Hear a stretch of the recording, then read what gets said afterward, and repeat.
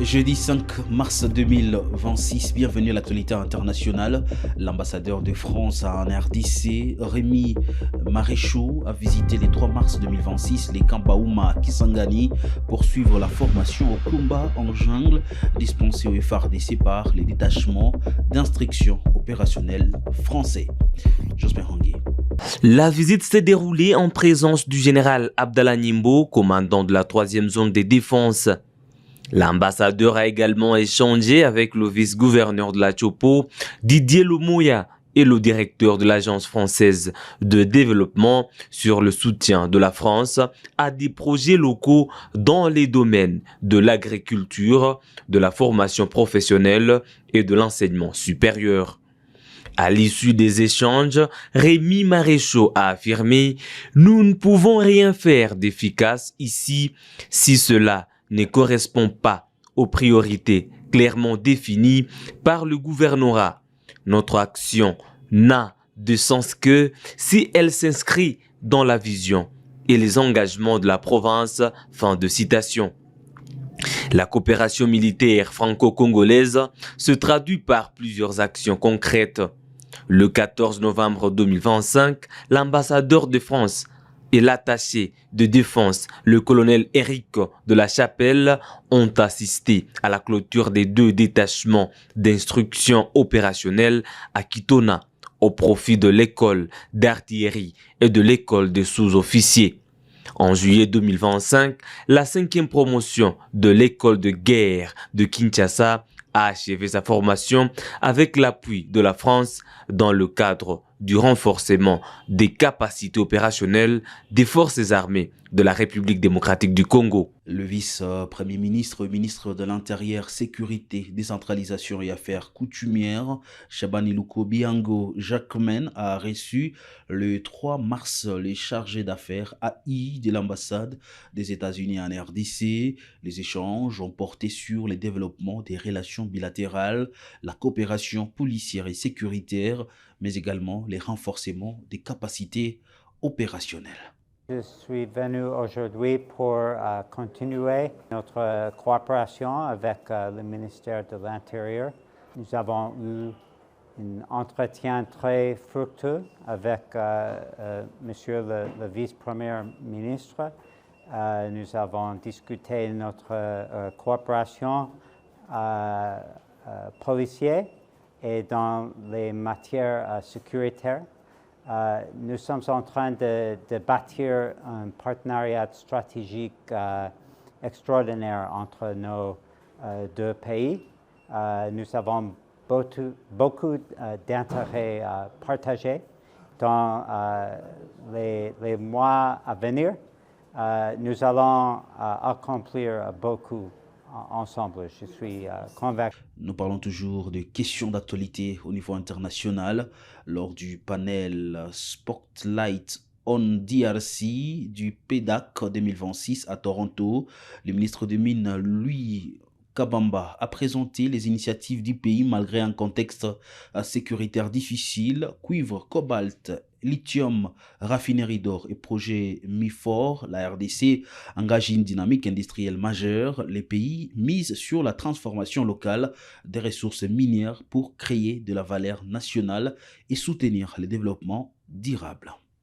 À Toronto, au Canada, la RDC fait entendre sa voix au plus grand rendez-vous mondial du secteur minier, le Prospectors and Developers Association of Canada, PDAC 2026. Ce mardi 3 mars, le ministre des Mines, Louis Watum Kabamba, a porté la vision industrielle congolaise au forum Mining Investment in Africa, un message clair devant investisseurs et décideurs. L'Afrique ne veut plus être un simple exportateur de matières premières. Pour la RDC, il est temps de rompre avec le modèle extractif hérité du passé. Place à la transformation locale, au transfert de technologies et à la souveraineté industrielle. Objectif, faire des minerais un véritable levier du développement durable. Lors du Spotlight on DRC, le ministre a présenté les projets structurants du pays notamment la mine de fer de la Grande Orientale, la production prochaine de lithium, la raffinerie d'or au Tanganyika, ainsi que les réformes engagées pour améliorer le climat des affaires. Nous avons maintenu une industrie minière très résiliente. On a produit du cuivre, le cobalt. Nous avons affirmé notre souveraineté. Nous allons lancer la première raffinerie d'or dans 1 ou 2 semaines dans le Tanganyika. Et un très grand projet de dimension continentale que nous avons annoncé et dont nous avons reçu l'approbation du gouvernement pour démarrer, c'est le projet MIFOR, le projet de fer. Voilà les quelques bonnes nouvelles qu'il y a de la RDC. En marge des travaux, une rencontre bilatérale avec le secrétaire d'État du Canada a permis de renforcer la coopération minière et économique entre les deux pays. Autre temps fort, la table ronde stratégique avec la Bourse de Toronto, la TSX et la TSX Venture Exchange. Un cadre d'échange direct entre autorités congolaises et sociétés minières cotées pour stimuler investissement et partenariat. Au PDAC 2026, la RDC n'est pas venue seulement présenter son potentiel, elle est venue défendre une ambition, celle de transformer ses richesses, maîtriser son destin industriel et définir sa place dans l'économie mondiale. Toujours à l'international, à Kinkala, le président Denis Sassou Nguesso a rencontré les jeunes en marge des élections prévues le 15 mars. Lors de cette rencontre, il a souligné le rôle essentiel de la jeunesse dans les développements du pays. Le chef de l'État a appelé les jeunes à s'engager activement pour contribuer à l'avenir du Congo-Brazza.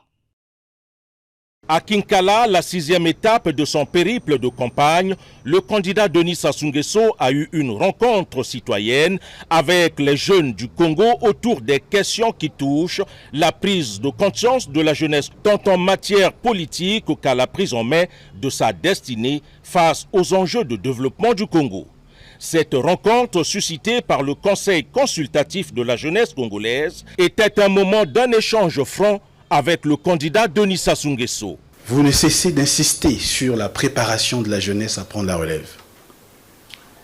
Une jeunesse éduquée, une jeunesse préparée, bien formée et autonome. En déclarant 2024 année de la jeunesse et au-delà, vous avez simplifié la création d'entreprises pour les jeunes de moins de 40 ans à seulement 25 000 francs CFA, Monsieur le Président candidat.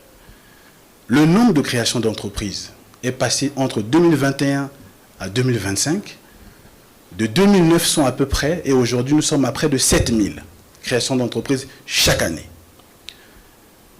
Monsieur le Président candidat, le chiffre parle. Sur les 7000 créations d'entreprises, près de 70% de créations sont des jeunes. Ce qui confirme encore une fois de plus l'appel et votre volonté rencontre l'énergie de la jeunesse. Dans sa réponse, le candidat Denis Sassou Nguesso a plus évoqué la question de la transition intergénérationnelle. Nous avons été aussi jeunes comme vous.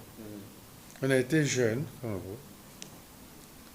Et notre génération avait pris très tôt conscience de l'avenir de ce pays.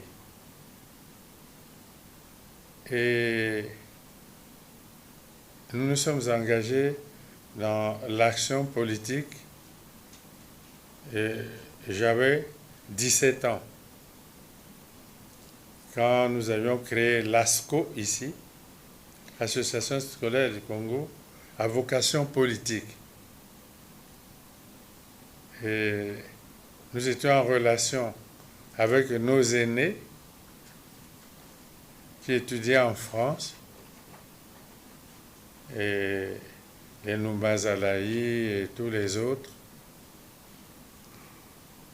qui avaient créé là-bas une association des étudiants congolais en France, AEC. Et eux aussi avaient déjà pris conscience de l'avenir du pays, parce que c'était sous la colonisation.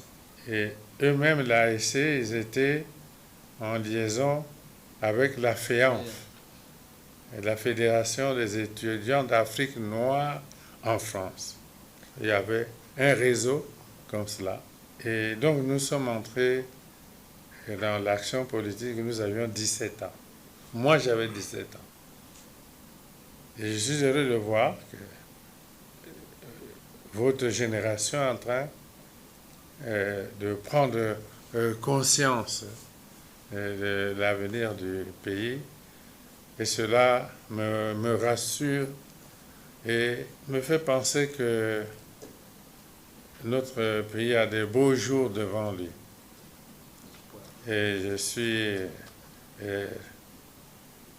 très fier et heureux de constater que vous êtes dans cet état d'esprit.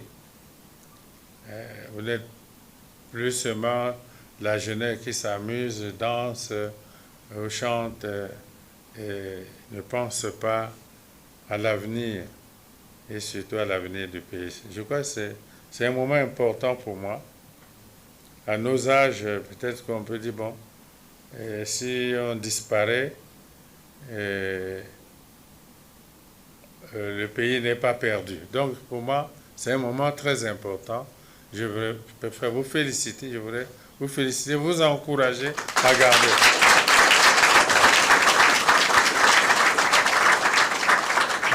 garder cet élan. Ces jeunes repartent très satisfaits d'avoir bénéficié des sages orientations de leur champion et lui promettent un vote massif pour une victoire certaine dès le premier tour. Et c'est par ces reportages que nous mettons un point final à l'actualité internationale. Mesdames et messieurs, sur Kivu Morning Post, restez avec nous.